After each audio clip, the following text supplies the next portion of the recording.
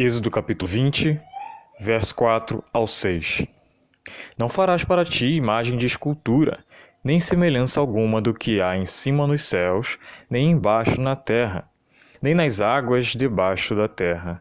Não as adorarás, nem lhes darás culto, porque eu sou o Senhor teu Deus, Deus zeloso, que visito a iniquidade dos pais nos filhos, até a terceira e quarta geração daqueles que me aborrecem, e faço misericórdia até 1000 gerações daqueles que me amam e guardam os meus mandamentos.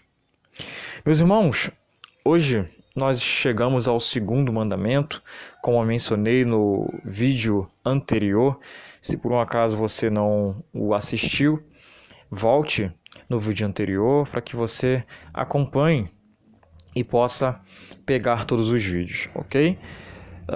Diferente do primeiro mandamento, este mandamento, que é o referente agora de uma forma até mais específica, Deus aqui proibindo adorar imagem de escultura, diferente do primeiro mandamento, né, que é não ter outros deuses diante da presença de Deus, que é o único Deus que o isola como o único Deus existente. A imagem de escultura, a idolatria, agora de uma forma até mais enfática, que é este segundo mandamento, ela proíbe toda e qualquer representação de Deus nessa terra ou algo que venha sobre o céu. Qualquer representação de Deus é o que Deus aqui quer nos dizer através de Moisés, que foi quem escreveu também o livro de Êxodo, além de Gênesis, Levítico, Números e Deuteronômio. Fazer imagem de escultura de Deus ou de qualquer coisa que esteja no céu ou embaixo na terra, para que a partir disso nós venhamos a prestar um culto, a orar através deste objeto, implica em algumas coisas que a gente às vezes acaba não dando importância, né? Julgamos ser isso tranquilo, olha, que mal tem eu fazer isso? Que mal tem? Isso é minha fé. Eu não tenho problema de fazer isso porque eu não estou machucando ninguém. Lembra que eu falei no vídeo anterior, né? Muitas pessoas vivem as suas vidas julgando que são pessoas tranquilas, são pessoas que têm características suficientes para que quando Cristo vier, elas, por causa daquilo que elas fazem ou deixam de fazer de mal, elas estão aptas para entrar no reino dos céus, né? Isso acaba lhe atribuindo algo que acaba sendo equivocado, obviamente. Mas o que nós devemos entender é que o nosso auto-julgamento ele é totalmente errôneo, totalmente equivocado, né? Totalmente sem discernimento correto, se não for através das Escrituras. Ouça o que diz em Deuteronômio, capítulo 12, no seu verso 32. Tudo o que eu te ordeno, observarás, nada lhe acrescentarás, nem diminuirás. Nós devemos entender que Deus ele prescreveu em suas Escrituras como ele quer ser cultuado, como ele quer ser conhecido, como devemos ter um relacionamento com ele. Não é da maneira que achamos, não é por termos um entendimento, uma filosofia de vida, ou termos aprendido alguma coisa com alguém, que devemos usar aquilo ali como parâmetro para nos relacionar com Deus ou buscá-lo.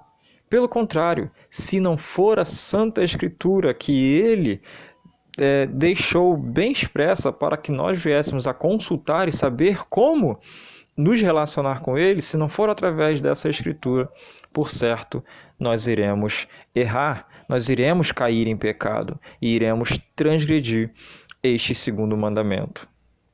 Ouçam o que diz na Confissão de Fé de Westminster, no capítulo 21, na sua primeira parte. Diz assim: a luz da natureza mostra que há um Deus que tem domínio e soberania sobre tudo, que é bom e faz bem a todos, e que, portanto, deve ser temido, amado, louvado, invocado, crido e servido de todo o coração, de toda a alma e de toda a força.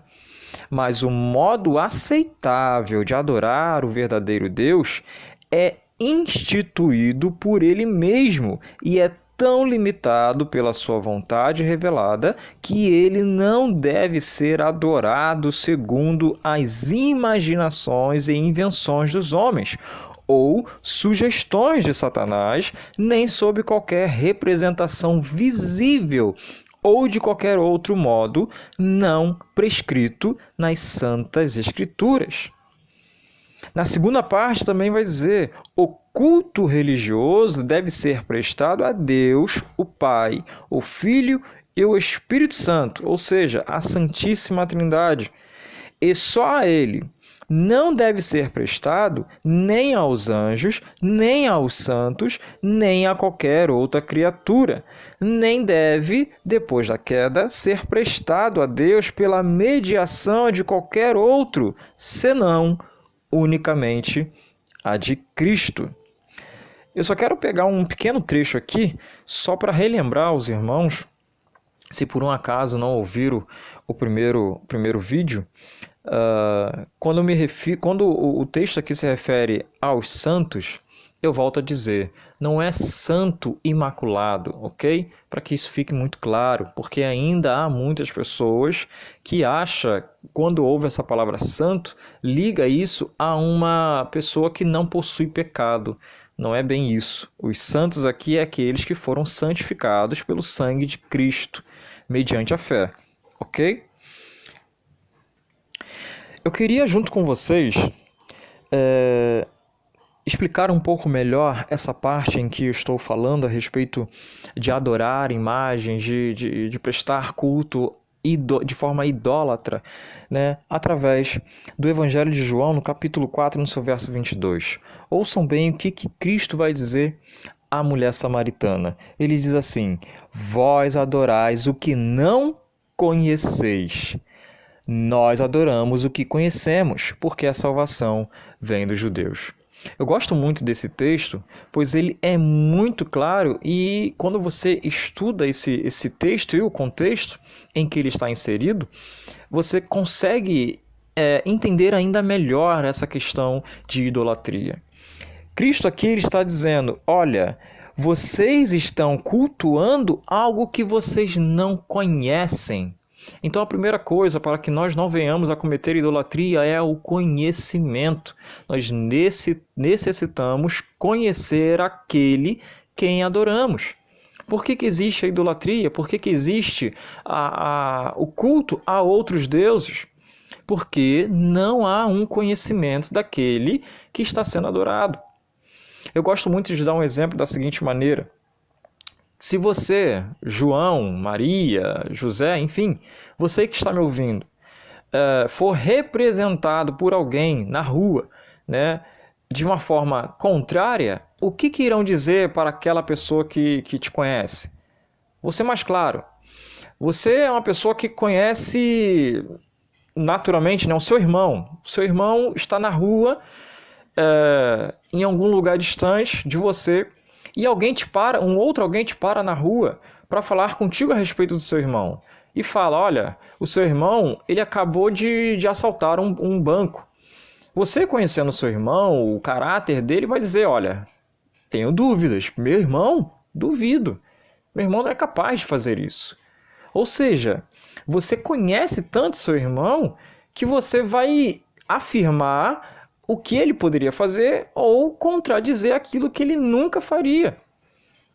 Isso é o que nós temos que ter em relação a Deus. Quando alguém te apresenta um Deus que não é o Deus das Escrituras, você deve rejeitar, porque as informações que muitos trazem nos dias de hoje é um Deus totalmente montado. É uma imagem de uma caricatura inexistente de um Deus. É por isso que nós devemos conhecer que é o que Cristo está nos dizendo. Mas qual é o contexto desse texto, meus irmãos? Por que ele está falando isso justamente para a mulher samaritana? O que os samaritanos tinham ao contrário dos judeus? Os judeus, eles eram monoteístas, ou seja, eles adoravam somente um Deus. Já os samaritanos, eles eram politeístas, eles aceitavam outros deuses. De modo que eles queriam sim, eles acreditavam sim no Deus verdadeiro, que é o Todo-Poderoso, o Deus Altíssimo, porém eles também aceitavam os deuses pagãos daquela época. Então é por isso que Cristo está dizendo, olha, vós adorais o que não conheceis. De outro modo seria, olha, vocês estão adorando a Deus, só que ele não aceita que ele seja dividido com outros, de maneira nenhuma. É isso que nós precisamos entender. Nós não devemos prestar culto a nenhuma outra criatura, a nada nesta terra absolutamente. Se vocês também abrirem, por exemplo, em Mateus capítulo 22, no seu verso 21, olha o que vai dizer. Responderam de César. Então lhes disse, dai, pois, a César o que é de César, e a Deus o que é de Deus. Eu sei que ainda há muita confusão no que isso significa. O que é dar, pois, a César o que é de César e a Deus o que é de Deus? O que significa dizer isso? O contexto desse texto, meus irmãos, é quando, mais uma vez, alguns religiosos, para resumir, tentando a Cristo ali para pegá-lo em algum erro e assim prendê-lo e levarem à morte, pegam e diz, olha, é lícito pagar os impostos? Nós devemos fazer isso? Tentando fazer com que Cristo fosse contra Roma, para que assim eles pudessem, como já mencionei, acusá-lo. Só que Cristo, de forma muito inteligente, vai lá e pede, me dá uma moeda dessa daí. Estou resumindo e parafraseando. Dá uma moeda aí. De quem é essa inscrição? De quem é essa imagem que está na moeda? É de César. Ele, de forma muito sábia, olha, dai a César o que é de César. Ou seja, é lícito pagar os impostos. Cumpram com aquilo que é devido com as autoridades. Entretanto, ele completa, e dá também a Deus o que é de Deus, ou seja, a adoração, o culto, o louvor. Por quê? Os imperadores romanos, muitos deles adoravam receber glória do homem. Eles gostavam até mesmo de ser cultuados. Eles se achavam deuses. Então Deus está falando aqui para os judeus, olha, não adorem aos homens, mas somente a Deus. Para quem já ouviu o primeiro vídeo áudio, já sabe que eu estou tentando ser o mais objetivo possível, então de repente vai ficar algumas lacunas na sua mente em que você possa vir a ter dúvida. Não hesite em perguntar, tá? Tanto aqui nos comentários, quem tem o meu número de WhatsApp pode me chamar no WhatsApp, que eu teria o prazer de explicar, de conversar um pouco mais, ok? Estou tentando ser bastante objetivo aqui, porque eu quero fazer de forma bem simples, amém? Quais são as implicações, meus irmãos? Quais são as implicações aqui? O que pode causar para a nossa vida se a gente transgredir principalmente este segundo mandamento? Primeiro, aqui ainda em Êxodo 20, nós iremos ler, melhor dizendo, que Deus vai falar, olha, não as adorarás, nem lhes darás culto, porque eu sou o Senhor teu Deus, Deus zeloso, ou seja, não divida minha glória com ninguém, não vá adorar a outro e querendo se relacionar comigo ao mesmo tempo, não, somente eu sou digno, é o que ele quer dizer.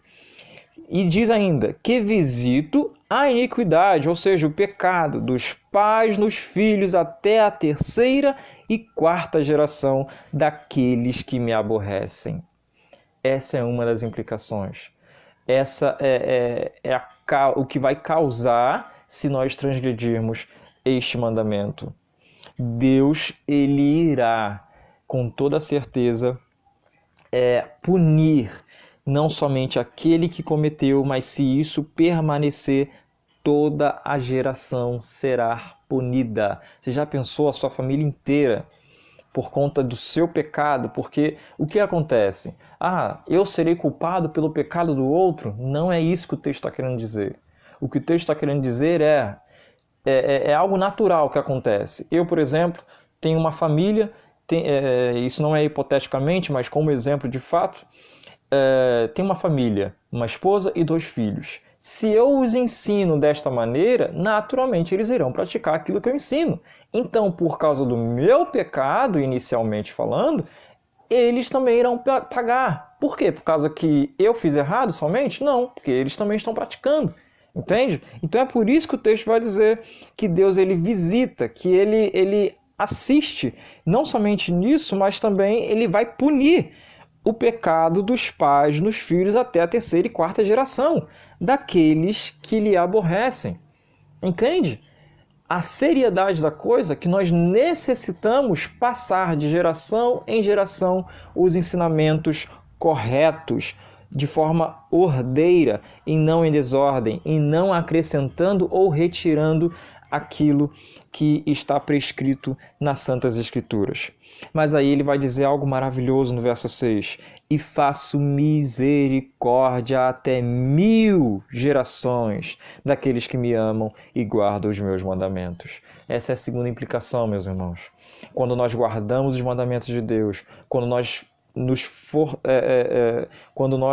buscamos ser zelosos com os mandamentos do Senhor, buscando não cair, não errar. E aqui eu estou dizendo em relação à vida, a viver para isso e não se arrepender quando cair. É isso que eu sempre vou fazer essa distinção. Saiba entender qual é a diferença daquele que vive para o pecado e aquele que vive para Deus apesar de pecar, ok? Então, Deus ele será, como ele é, misericordioso com todos aqueles que guardam os seus mandamentos, ok? Eu gostaria muito de falar algo a mais a respeito dessa questão de guardar os mandamentos, mas ainda há à frente 8 mandamentos ainda para ser tratados. Espero que você fique comigo, né, até o final desta série de mensagens em cima dos 10 mandamentos, e você pode ter certeza que nós juntos iremos aprender muito. Deus irá edificar muito a nossa vida através dessas mensagens. Espero que você possa estar compartilhando com o máximo de pessoas. Não hesite. Não ache que, olha, eu vou enviar para fulano acho que nem quer saber de Deus. Envie. Seja um missionário nas mãos do Senhor. Amém? Novamente eu digo, qualquer dúvida, eu procurei ser muito rápido aqui. Venha e fale comigo que eu terei o prazer de lhe atender. Fique com Deus. Até a próxima.